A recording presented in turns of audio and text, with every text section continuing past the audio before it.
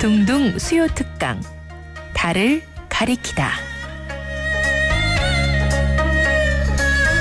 매주 수요일 코너입니다. 달을 가리키다. 성현들은 달을 가리키고 있지만 우리는 그 손가락만 보고 있지 않은지 돌아보는 시간인데요. 종교의 문자나 상징이 아니라 그것이 가리키고 있는 종교에 참된 가치에 대해 생각해보는 시간입니다.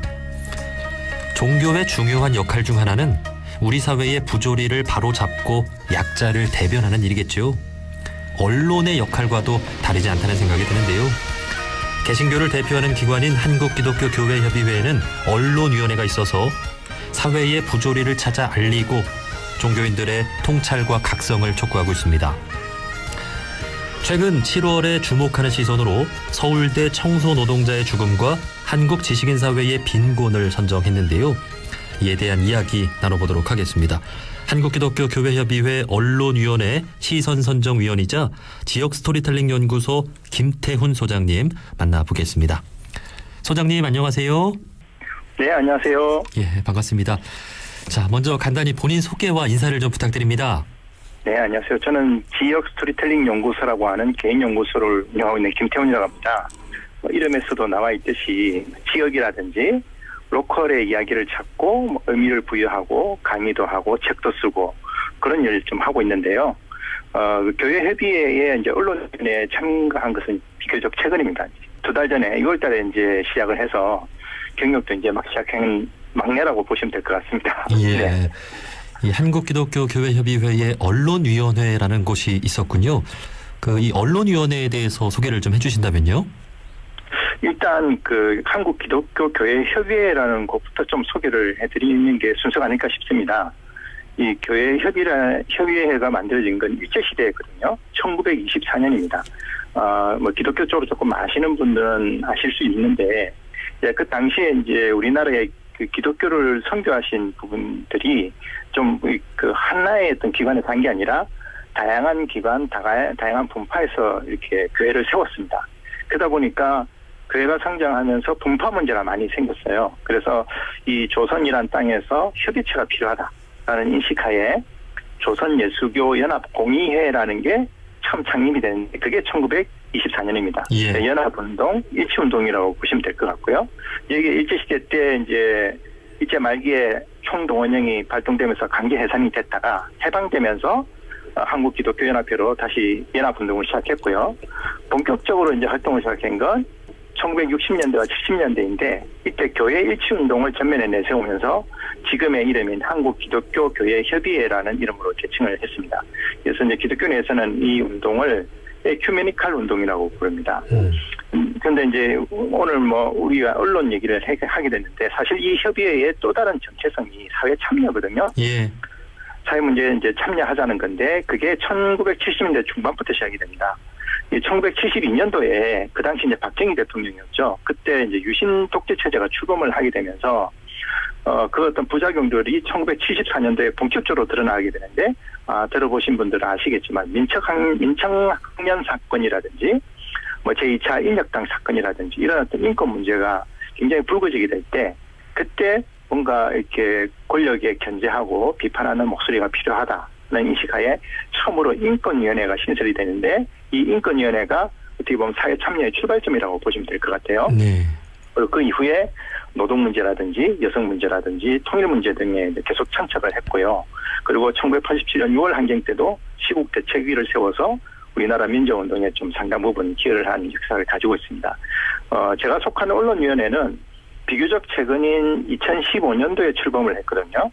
원래는 1991년도에 언론대책특별위원회라는 조직이 만들어진 적이 있는데 이게 이제 2000년대로 들어오면서 정치적인 민주화라든지 절차적인 민주화가 상당히 진척이 됐다고 판단을 하고 해산을 한 적이 있어요.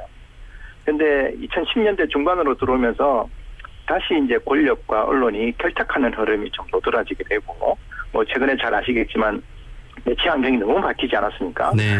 소셜미디어라든지 그다음에 그걸 통해서 또 가짜뉴스가 범람을 한다든지 기존 기성 언론들도 트래픽 장사를 한다든지 이런 좀 부작용들이 많이 생겨서 협의회 차원에서 좀 별도의 목소리를 낼 필요가 있다. 그래서 이제 2015년도에 언론위원회를 다시 발족을 시켰습니다. 그래서 네. 이제 우리 위원회가 추구하는 가치는 이 사회에서 이제 절대적으로 혹은 상대적으로 약자의 위치에 있는 분들을 좀 더 옹호하는 언론 활동, 그리고 이를 위해서 우리가 발언하고 감시하고 행동한다는 원칙을 세우고 있습니다. 네.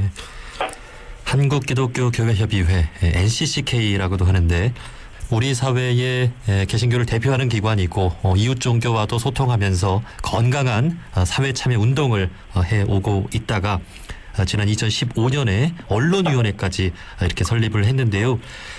자, 한국기독교교회협의회 언론위원회에서 매달 주목하는 시선을 선정을 네네. 하고 있죠. 네. 네, 맞습니다. 그 지난 7월에 주목하는 시선으로는 서울대 청소노동자의 죽음과 한국 지식인 사회의 빈곤을 선정을 했는데요. 이에 대해서도 네네. 소개를 좀 해주시죠. 예, 저희가 이제 매달 이제 모여서 이제 선정을 하게 되는데 이게 시작을 한 게 2016년 6월부터 이제 매달 이슈를 선정하고 발표했습니다. 그러니까 지난 6월 기준으로 보면 이제 만 5년이 된 것이죠. 그래서 전체적으로 보면 한 60개 넘는 시선이 이제 발표가 되어 있습니다. 그리고 이 시선을 이제 선정하는 방법에 대해서 조금 설명을 드릴 필요가 있을 것 같아요.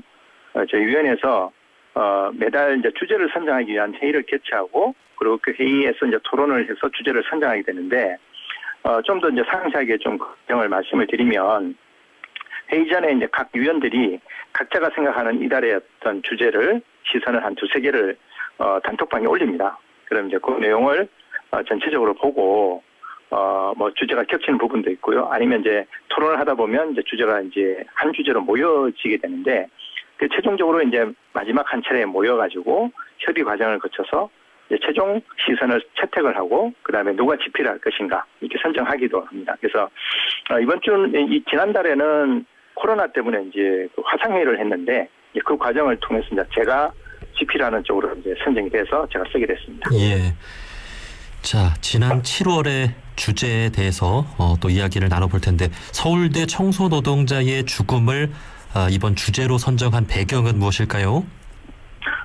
이번에 그 위원분들이 이번에 회의 참석한 위원분들이 한 7분 정도 되는데요. 그중에 3분이 이 주제를 언급을 해주셨어요. 저는 이제 뭐 다른 주제를 하긴 했는데, 근데 이제 그 토론 과정을 거치면서 이 주제가 우리 사회에서 갖는 의미가 매우 크다라고 이렇게 우리가 합의를 했습니다. 어떤 부분이 있냐면 여기는 이제 노동 문제도 있고, 인권 문제도 있고, 또 이 지식인 사회가 갖고 있는 어떤 문제점도 있고, 그다음 우리 전체 사회에 대한 공동체의 어떤 문제도 포함되어 있다고 생각했기 때문인데요. 특히 이제 이 사건이 일어난 곳이 우리나라에서 최고 엘리트라고 하는 그 서울대 집단에서 일어난 거 아니겠습니까? 그래서 이제 이 언론이 이 주제를 너무 피상적으로 다루면 곤란하다. 이 주제를 계기로 해서 좀 심도 깊게 그리고 입체적으로 살펴볼 필요가 있다라고 이렇게 우리가 의견을 모아가지고 NCCK가 주목하는 시선으로 선정을 하게 됐습니다. 네. 이 주제의 내용을 좀 자세히 한번 좀 전해 주신다면요. 먼저 이제 제가 이제 인권 문제에 관해서 이제 얘기를 좀 언급을 해야 될 것 같아요. 이 서울대 안에서 일어난 일인데 역할은 다르지만 함께 일하는 동료들이었지 않습니까? 근데 이제 중간 관리자가 새로 부임하게 되면서 직무와 아무 상관이 없는 시험 문제를 출제하게 되고 또 드레스 코드라는 이름으로 옷차림까지 통제하려고 하고 그것이 뭐 많은 분들이 아시겠지만 시험 문제를 보면 전혀 이 업무와 관계없이 뭐 그 기숙사의 영문 이름을 써라든지 한자를 써라든지 이런 것들이 어떻게 보면 정신적인 통제를 시도했다 그러면 드레스 코드라는 것은 대표적으로 행동을 통제하는 어떤 그런 행동들 아니겠습니까? 네. 그래서 이제 상대적으로 이제 낮은 직급의 직원을 직무와 무관한 조건을 만들어서 통제하려고 했다는 점, 갑질 혹은 직장 내 괴롭힘, 즉 인권 문제로 볼 수 있다. 그리고 실제로 고용노동부가 조사를 펼쳐서 직장 내 괴롭힘이라고 판정을 했었습니다. 그래서 이제 이런 같은 직장 내에서 동료를 하나로 통합하기보다는 분리하고 구분하려고 했다는 점에서 좀 반공동체적인 접근이 아니었나. 이게 이제 저희들이 이제 처음으로 판단했던 이제 하나의 주제고요. 네. 그다음 또 한 가지는 이 지식인 사회의 어떤 빈곤, 이게 우리 제목이 있지 않습니까? 우리 지식인 사회가 갖고 있는 어떤 그런 어떤 문제점을 좀 지목을 하고 싶었는데요. 이 사건이 진행되는 과정에서 교수들로 이루어진 서울대 당직자들이 보여준 태도 부분에 대해서 우리가 좀 많은 좀 생각을 할 필요가 있다고 생각합니다. 예.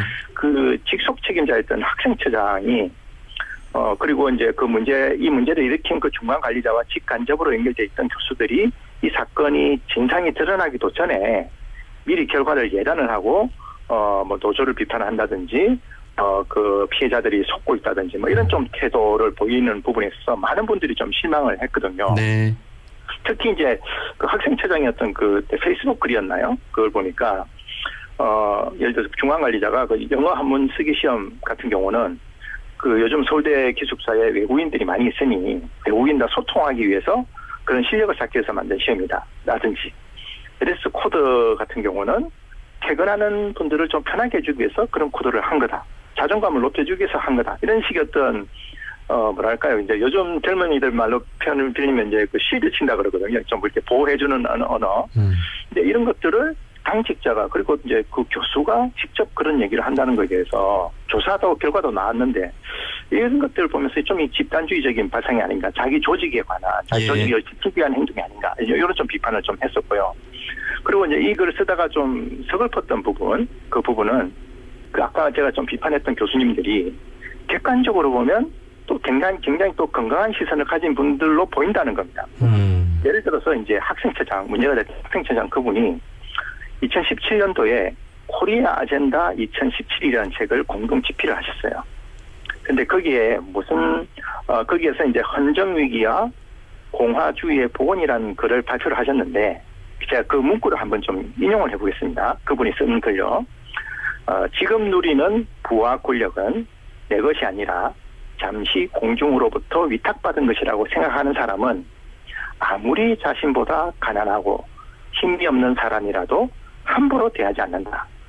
그렇지 않으면 소수자에 대한 갑질, 배려와 염치 없음, 갑을 관계로 얽힌 삶 속에서 우리 모두가 때로는 피해자가 된다. 이렇게 쓰셨어요. 네. 저는 이제 그분이 이걸 위선적으로 썼다고 생각하지 않거든요. 분명히 그분도 학자적인 양심을 걸고 자기 어떤 지식을 가지고 이렇게 썼던 걸로 저는 생각을 합니다. 근데 이분이 책으로 쓸 때는 그런 생각을 가지셨는데 막상 본인이 속한 조직에 어떤 문제가 생겼을 때는 그런 어떤 소수자에 대한 갑질이라든지 배려와 염치 없음에 대해서라든지 이런 판단을 잘 못하시더라는 거죠. 네. 그래서 이런 부분에서 우리 지식인들이 특히 지식인 사회가 갖고 있는 어떤 한계점, 이 부분을 너무 잘 드러내준 게 아닌가.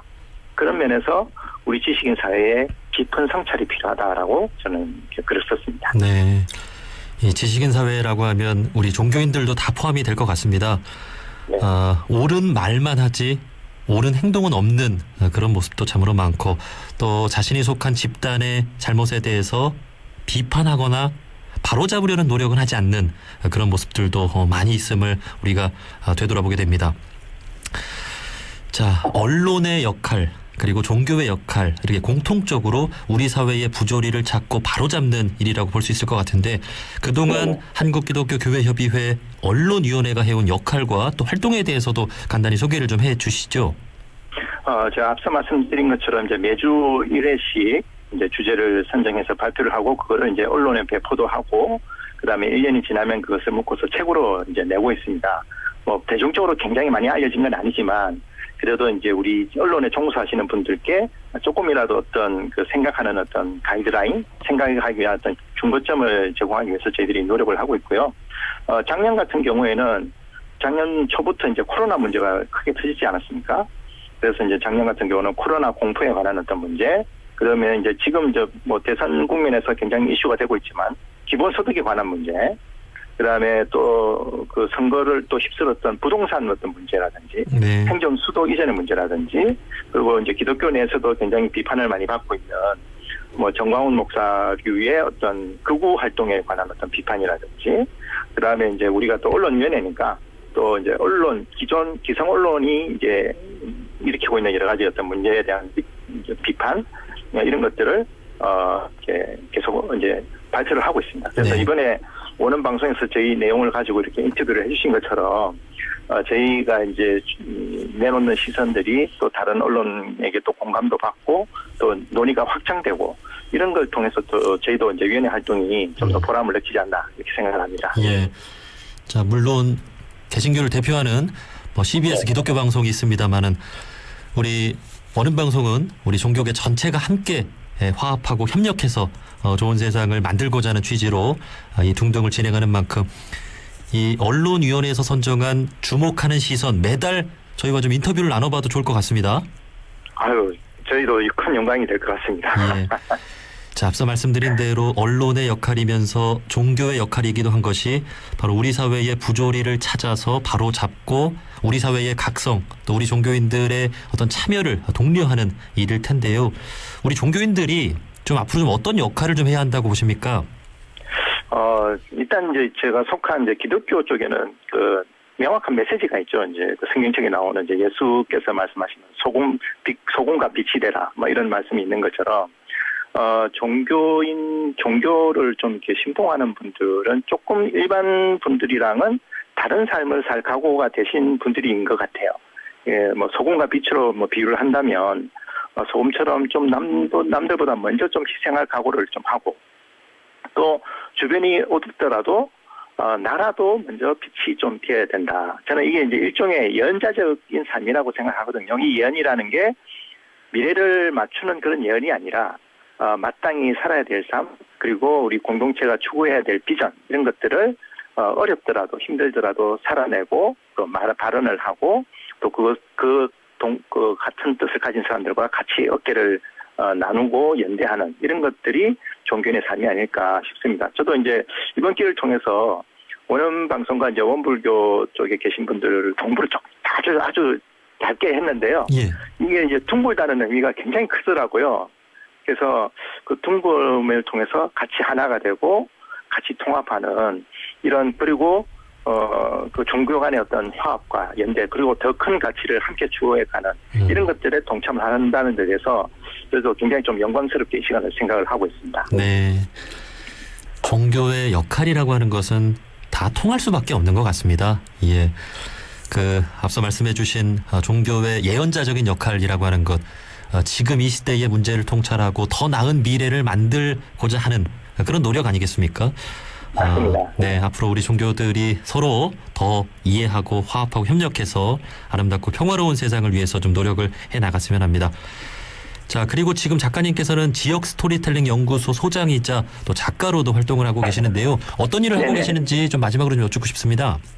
예, 저는 그 이름대로 저는 로컬에 대한 좀 관심이 있어요. 그래서 지역에서 자기 이야기를 만들어내고 또 스토리를 만들어내시는 분들 그리고 기업들 그런 지역들 동네들 이런 쪽들을 좀 계속 찾아다니고 거기에 관한 어떤 글도 쓰고 책도 내고 하고 있는데 뭐 대표적으로는 그 대전에 좀 유명한 빵집 하나가 있죠. 성신당이라는 빵집. 네. 예, 그런 빵집에 대한 책도 제가 썼었고요. 그리고 이제 그 지역에서 우리는 보통 뭐 좋은 일이 있으면 다 서울로 떠나려고 하잖아요. 네. 그런데 그러지 않고 지역을 지키면서 지역에서 기업 활동을 해나가는 그런 분들의 또 스토리도 계속 좀 책으로 내고 또 그걸 강의도 하고 또 가능하면 그런 이야기를 만들어낼 수 있는 그런 기획, 문화적인 기획 이런 것들도 같이 하고 있습니다. 네, 네. 정말 그 종교인으로서 참 중요한 역할을 하고 계신 것 같습니다. 우리 종교인들이 뭐 거창한 일을 하려고 하기보다도 내가 사는 지역에 또 동네에 아름답고 평화로운 이야기들을 만들어내는 것, 그런 것이 바로 우리 종교인들 아름다운 삶이 아닐까 하는 생각을 해봅니다. 앞으로 하시는 일 응원드리고요. 또 아름다운 이야기들 있으면 저희 방송을 통해서도 종종 전해주시면 좋겠습니다. 네, 감사합니다. 자, 한국기독교교회협의회 언론위원회 시선선정위원이자 지역 스토리텔링 연구소 김태훈 소장님과 함께 했습니다. 소장님 고맙습니다. 감사합니다.